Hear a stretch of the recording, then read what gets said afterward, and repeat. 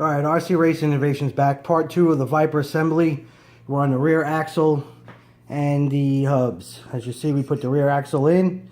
It has two flat spots, one on each side. That would be for the hubs, which have a set screw, one on each side. So basically, this is a streeter strip.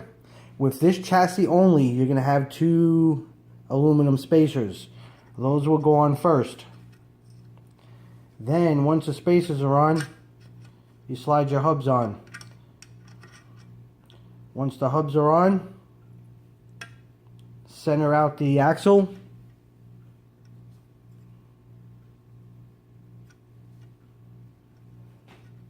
Make sure your set screw locks down over the flat spot. Make sure it's pushed in nice and snug. Lock them in. Boom. And we are done with the rear pod assembly. Stay tuned. We're going to put out the next one.